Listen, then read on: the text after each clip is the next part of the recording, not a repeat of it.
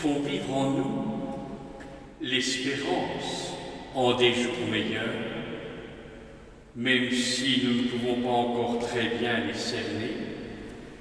Je suis venu à vous avec deux réflexions que j'aimerais vous partager, tout particulièrement en ce jour de la fête de Dieu. La première réflexion, elle me vient des questions posées par un commentateur de cette fête et qui sont les suivantes. Questions posées pour l'instant intentionnellement à chacune et à chacun de nous.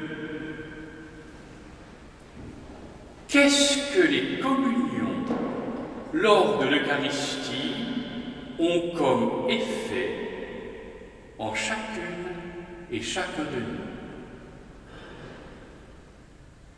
Permettent-elles d'aller plus en profondeur dans ce grand mystère de l'Eucharistie?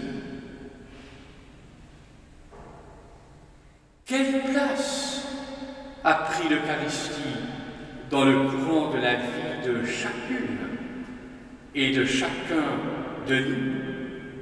Et comment chacune et chacun de nous, grâce à l'Eucharistie, grandit dans la foi? Il ne s'agit pas pour moi de prétendre répondre à ces questions ou d'attendre des réponses toutes faites à de telles questions, mais de nous laisser interpeller par elles, de nous laisser sensibiliser pour le moins par elles. Car si nous sommes présents ici en ce matin de fête, c'est parce que nous sommes les uns et les autres en lien avec l'Eucharistie, et que donc ces questions nous rejoignent. Cela d'autant plus que pendant des mois, d'une manière ou d'une autre, nous étions tellement limités dans le fait de pouvoir participer en toute liberté à l'Eucharistie. Cela d'autant plus que chaque fois que je me trouvais en un lieu pour la célébration de l'Eucharistie, et aujourd'hui encore, je devenais triste de voir les gens s'inscrire afin de pouvoir entrer dans l'Église, comme c'est encore le cas aujourd'hui, avec le nombre limité à 100 personnes. Cela d'autant plus que c'était tellement douloureux de devoir renvoyer des personnes, le nombre de places possibles étant atteint. Quelle épreuve! Alors que l'Église, normalement, doit être ouverte à quiconque veut bien y entrer. Oui, frères et sœurs, réentendons encore une fois ces questions. Qu'est-ce que les communions eucharistiques ont comme effet alors en chacun et chacune de nous?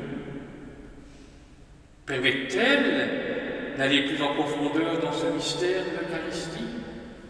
Et quelle place a ce matin même l'Eucharistie dans chacune de nos vies?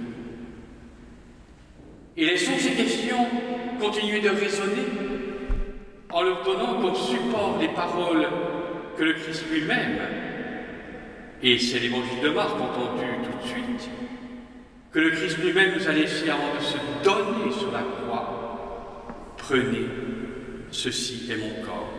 Prenez, ceci est mon sang, le sang de l'alliance versé pour la multitude. Ces paroles qui depuis 2000 ans ne cessent pas d'être priées dans nos églises et même dehors au moment de la consécration. Et il me semble que l'auteur de la lettre aux Hébreux est saisi de l'intérieur, où il est plus profond de lui-même, ce don du Christ à l'humanité, le sacrifice de sa vie. Il ne s'agit pas, dit l'auteur de la lettre, de sacrifice d'animaux, comme la première lecture de ce jour en faisait allusion. Il s'agit du Christ lui-même, Le texte de l'Épître aux Hébreux, entendu aujourd'hui, oui, a commencé tellement magistralement. Frères et sœurs, le Christ est venu, grand prêtre des biens à venir. Oui, grand prêtre qui se donne jusque dans l'Eucharistie. Frères et sœurs, alors, nous tous qui participons à cette Eucharistie, acceptons-nous de plus en plus ce don en nous pour un toujours plus de vie en nous, un toujours plus de vie en nous, à ce point d'en ressentir la nécessité indispensable et par l'Eucharistie à devenir nous-mêmes dons les autres. Et puisque l'évangéliste Jean parle de l'Eucharistie comme pain de vie, j'aime alors ce mot de Maurice Blondel, ce philosophe chrétien qui écrit « Mon Dieu, fais-moi être comme un bon pain ». Prononce alors sur moi les paroles de consécration. Transforme-moi en bon pain. La deuxième réflexion. Si, sous forme de question, j'ai parlé de la relation de chacune et chacun de nous à l'Eucharistie et de son bienfait ineffable en nous, je pense maintenant à nous tous en tant que membres de l'Église, c'est-à-dire en tant que membres de la communauté sans cesse en construction jusqu'au jour de la communauté réunie chez Dieu et pour toujours. Pendant tout ce temps de la pandémie et aujourd'hui encore, tant de personnes qui ne pouvaient plus venir à l'Église ont été soutenues par l'Eucharistie en pouvant s'unir à elle, souvent par une communion spirituelle, à travers les médias et les réseaux sociaux. Ce fut une chance. Et ici, il faut remercier vraiment tous nos techniciens et techniciennes, nos agents pastoraux aussi qui ont permis de telles réalisations. Et d'autant plus parce qu'ils sont au milieu de nous aujourd'hui, il faut remercier le diacre Jean-Claude Boyat et Rémi Charmillot et le team du service de la communication du Jura pastoral, de même aussi ce matin présents parmi nous les journalistes de la RTS. L'heure est cependant à nouveau bientôt là, sœurs et frères, du moins je le souhaite de tout cœur, de nous rassembler à nouveau. Cela demeure tellement vital pour la vitalité de tout un chacun de voir ses membres communier ensemble au corps du Christ pour devenir corps de ce Christ, tous ensemble au cœur de ce monde. Je n'oublie pas ces paroles entendues, même étudiées lorsque j'étais au séminaire, donc il y a bien des années, du père Henri de Lubac, qui disait « Si l'Église, par ses prêtres, fait l'Eucharistie, c'est l'Eucharistie qui fait l'Église. » Ces paroles me semblent tellement toujours plus appropriées à la vie de notre foi, et nous en avons fait l'expérience justement ces derniers temps, où il était tellement devenu difficile de faire communauté cette fois-ci, non plus d'être chacun et chacune pour soi devant Dieu, mais de faire ensemble communauté. Pensons à nos week-ends, aux fêtes des premières communions, des confirmations et d'autres événements d'église qui auraient dû être vécus et qui n'ont pas pu l'être.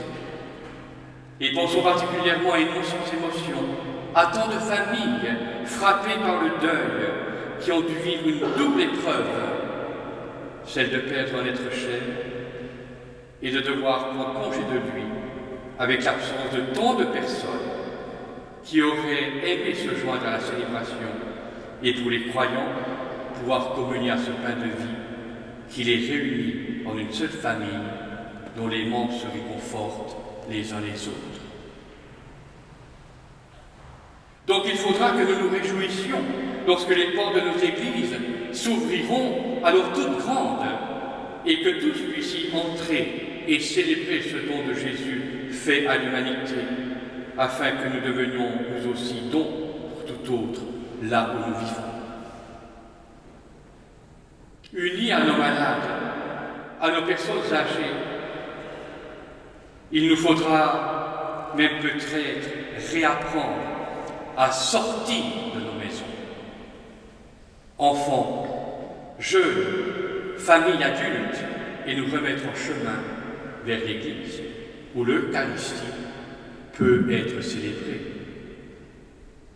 Il sera donc important aussi que nos agents et agentes pastoraux, comme de vrais témoins de l'Eucharistie, nous invitent les uns et les autres à retrouver ce chemin de l'Église pour y vivre la grâce de l'Eucharistie.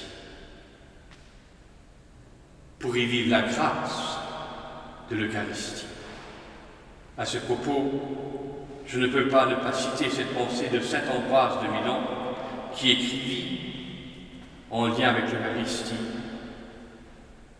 « Reçois chaque jour ce qui te fait du bien et vis de façon à ce que tu puisses mériter chaque jour ce qui te fait du bien. » Seigneur Jésus, puisse ton Eucharistie nous faire du bien. Puissions-nous en communauté mériter un tel bien. Première réflexion, des questions à méditer au sujet de l'Eucharistie pour chacun de nous. Deuxième réflexion, le désir de nous retrouver sans contrainte à nouveau en communauté autour de l'Eucharistie. Quel désir! Amen. Oh, bon dimanche. Bon dimanche. Voilà, tout de bon à vous. Merci, ça va c'était bien? magnifique. Très bien. Alors, on vous remercie de tout ce que vous avez fait pour nous. On est très volontiers. Alors, avec bonheur, et on vous souhaite 1000 bonnes choses Merci. pour la suite de votre Mais on se reverra sacerdoce. encore. Parce que La vie continue. vous allez voir. Merci, belle fête. Merci. À vous Merci aussi. bien. Merci. Vous allez bien?